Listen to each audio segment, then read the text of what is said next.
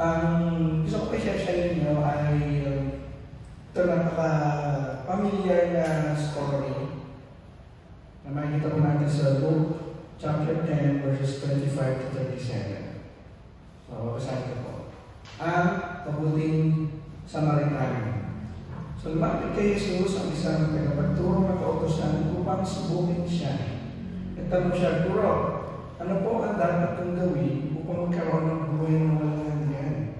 Sumagot si Jesus, ano ang nakasulat sa kautosan? Anong nababasa mo roon? Sumagot ng lalaki, mahalin mo ang Panginoong Diyos ng buong puso, ng buong kaluluwa, ng buong lakas, at ng buong pag-iisip. At mahalin mo ang iyong kapwa tulad ng pagmamahal mo sa iyong sarili. Tama sagot mo, sabi ni Jesus. Gawin mo yan ang kakaroon ka ng buhay na walang hanggan. Pero ayaw mapaya ng tagapagturo, kaya nagtanong siya. At sino na po ang kapwa ko? Bilang sagot sa kanya, nang nagkwento si Jesus, may isang tao pupunta sa Jericho galing sa Jerusalem. Habang naglalakad siya, inawan siya ng mga tulisan. Kinuha nila ang mga dala niya at tinungasot niya. Binugbog nila siya at inuwang halos patay niya sa tabi ng daan. Nagkakaroon doon ng isang pari. Nang makita niya ang taong nakahangkusay, lumihis siya at patuloy sa kanyang paglalakay. Napadaan niya isang Levita at nakita niya ang tao, pero lumihis din siya sa kabilang daan at nagpatuloy sa kanyang paglalakay. Pero may isang Samaritano naglalakbay na napadaan doon. Nakita niya ang taong nakahangkusay at naawa siya. Nilapitan niya ang lalaki, inugasan ng alak ng sugat, binuhusan ng mamis at sa kami niya dahil. Katapos, isinakay niya ang tao sa sinasakyan ng hayop. Dinala sa bahay ng panaluyan na pinalagaan doon. Kinabukasan, binigyan ng Samaritano ng pera ng may-ari ng bahay ng panaluyan na sinabi, alagaan mo siya at kung kulang pa yan sa magkagastos mo ay babayaran kita pagbalik ko. Nagtanong ngayon si Jesus sa tagapagturo ng kautosan. Sa palagay mo, sino ang tatlong ito ang magpapakita na siya ang tunay na kapwa-tao ng biktima ng mga tulisan? Sagot siya, ang tao ang magpakita ng awa sa kanya. Sinabi sa kanya ni Jesus, lumakad ka at ganun din ang gawin mo. So pinagkalan ng tayo sa pagkabasa ng salita ng Diyos. Kaya po nang mabanggit ko, ito ay sobrang familiar na sa atin. Ano po? Pero para mas makita po natin ano po ba yung context nitong or ano ba ang relevance nito sa atin sa loob ng panahon. Yung pong mga kwento ni Jesus na yung Samaritano na tumulong, di ba? Sa tatlong dumaan, yung Samaritano lang ang talagang nagbigay ng time para tumulong. Nung panahon po ni Jesus, yung Samaritano po ay tinuturing na mga Samaritans ay tinuturing po na parang tingin po ng mga Hudyo doon ay parang walang makikitang mabuti sa mga tao po yun. Kaya, ang makikita po natin dito yung pinopoint ni Jesus na yung neighbor na tinutukoy dito, kasi tinatanong mo tagapagturo mismo ng kautosan yun, kaya sino po ba yung mga yan? Mga Sadduceo, Pariseo, sila talaga yung mga lumagay ng panahon na ang claim nila sila ng experts sa scriptures. Pero, dahil nga si Jesus ay may pagka-radical na leader ng time na yun, kita naman natin, tinatry ng mga expert ng kautosan na i-test si Jesus. Kasi nga diba, hinuhuli po nila para ang tao ay tama-tama malapit na. Nararamdaman na po natin ulit sa bago yun. Kasi umihinit ang panahon. Actually, ang assurance din nga po mo yan, di ba? So, yun. So, yun yung purpose na hindi naman talaga nagtatanong ito ng Diyon at sinusubukan si Jesus. Yun lang po ang ayaw natin dito. Naalala ko lang po yung laging naging meme na ito Di ba lagi po tinatanong yung mga bata, ano gusto mong paglaki eh? Ano si David, ano gusto mong paglaki eh? Sagot niya, maging pastor po. Ano gusto mong pastor? Para makatulong sa kapwa. Kasi sunod na tanong eh. Sunod na tinanong eh, ano gusto mong paglaki? So, marami yung job ko. Gusto ko maging kapwa. So, kasi nga lagi ko yung tinutulungan eh, diba? So, yun po yung parang point dito ni Jesus na sino ba talaga ang neighbor? Sinong tinutukoy ng neighbor dito? So, gaya sabi ko kanina, ang mga Samaritans ay yung character na hindi po, yung, para sa mga Hudyo ay walang makikitang kabutihan sa mga tao. Kaya hindi na sila kaya yung ginamit po ni Jesus to, parang papanting na naman ng tenga ng Hudyo. Kaya nagdalawang pangalawang tanong pa siya. So, nga po, ang gusto ipakita po ni Jesus dito ay yung religion na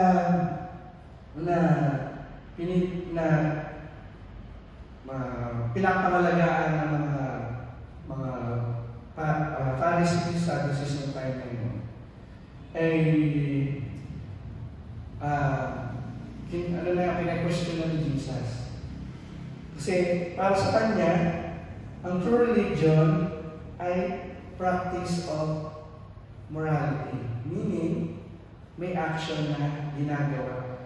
Action na hindi lang basta tayo ibabasa ng Bible, hindi lang basta nagpe-pray. Ang pinapoint ko ni Jesus dito is morality such as helping those in need. So yung talagang nangailangan, meaning nagre-reach out tayo, inaabot po natin ang ating kamay sa ating kapwa. Nagpapakatao tayo, tumutulong po tayo sa mga kapwa natin na nangailangan. Kasi before po si Jesus dumating, ang paniniwala po iba ng mga Pariseo, Sadduceo, basta ng religion ng panahon yun, ay ang Diyos ay pwedeng mag-utos na sa mga followers niya na pumatay, mag-genocide. Iwala kahit natin sa Old Testament, di ba? Ganun yung ganun yung laging verdict na ubusin yung ganito, ganyan. So, yun po yung dumating si Jesus, yun po yung binago niya. Hindi na gano'n. Kasi, ang Diyos na pinapangalan ni Jesus ng time na yun, pinapangalan ni Jesus ay Diyos na gusto magligtas ng tao, hindi patayin ang tao. So, ang true religion para kay Jesus is loving our neighbor and helping those in need. At sa pamagitan po ng pag-reach out natin sa ating kapwa, ng kapwa na tinutukoy ni Jesus, yun po ang isang angle na pwede sabihin yung salvation na tinutukoy ni Jesus. Maliligtas kayo from corruption, hate, and death of humanity. Pasilin po natin yung dito sa story ng Samaritano, yung di ba tinanong po yan tungkol sa ano ba yung kautusan? So sumagot naman ako, siyempre expert siya, yung sagot niya. Ang kautusan ay mahalin mo ang Diyos ng buong puso, kung kaluluwa, yan. Then, pangalawa ay mahalin mo ang iyong kapwa gaya ng yung sarili para ganyan. So, ina-emphasize lang po dito ni Jesus doon sa scripture expert na to, walang hindi mapupunan nang basta tayo lang ay sumisimba, mati ng prayer meeting, or yung bang for mere attendance, pag hindi po daw din nakukuha. Sa halip ay you actually help people. So maraming paraan po ang helping people. Hindi lang ang pagtulong naman, di ko alam naman natin, ang pagtulong sa kapwa naman po, hindi lang basta yung nag-aabot ka or ano na. Pwede nakakatulong po tayo sa pamagitan po ng buhay natin na nakaka-encourage tayo sa ating kapatid.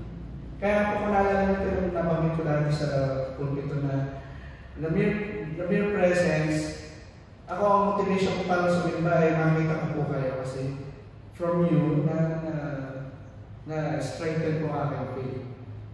Hindi pa ako for attendance kasi hindi naman nag-check ng attendance ng Diyos. It's more on, ang Diyos po natin ay more on na tumitingin sa kung paano mo tinitingnan ng inyong kapwa.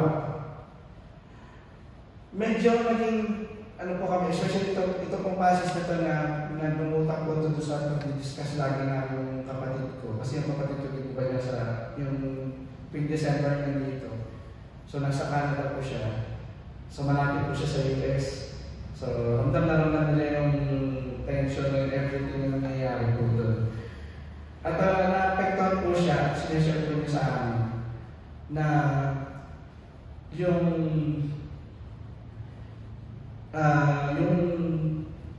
parang yung leader po kayo yung sinatalikuran talaga yung totoo yung religion ng yung gospel na tinuturo ni Jesus na kung tatalikuran yung kapwa kahit pa siya ay yung tinatawag iba na yung DEI yung common na marinig natin nanonood tayo ng news ng sa US. Yung DEI, yung mga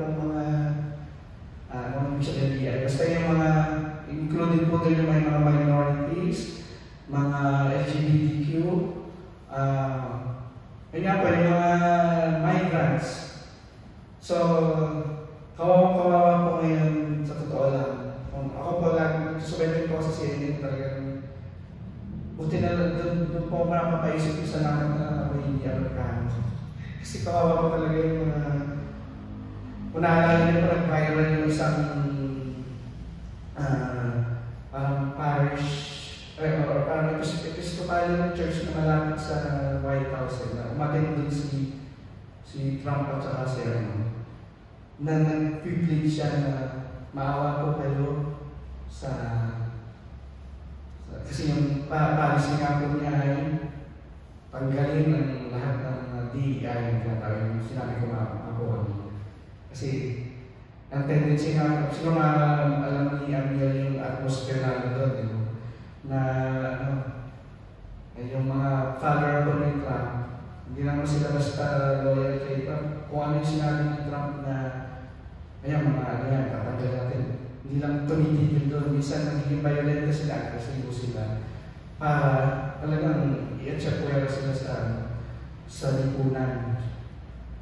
Kaya prayer ko, personal prayer ko po ay huwag siyang umabot sa atin na i-adapt na natin mga leaders. Kasi yun na parang talaga yun yung opposite ng gospel na tinuturo po ni Jesus. So, kaya medyo passionate ako. Kaya ito pong nag-isip yung sinabihan ko ng pastor na itong share ko. Ito maganda pong i-share. Na sino ba ang ating kapwa? Lagi, kung mapapasin ko natin yung gospel na si Jesus, yung nasa ministry si Jesus, sino po ba yung kanyang in-reach out natin?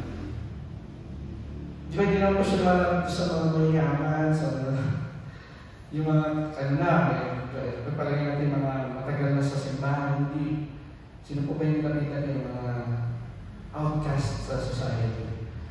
Yung may ketong, yung tax collectors, yung inaayaw po ng lipunan. At katulad nga yung kanya mismong story, ang dun sa Samaritan, ano po talaga, yun nga, sabi ko po kanina yung mga Samaritan sila ay ang judgment sa kanila ng mga Hudyo ay walang buti magagalit sa kanila. So ito po yung prayer ko din po, at magiging prayer ko natin na tayo po ay wag sanang lumayo sa gospel ni Jesus. Pag nagkakaroon po tayo ng chance na mag-reach out sa kapwa natin, again, hindi po yung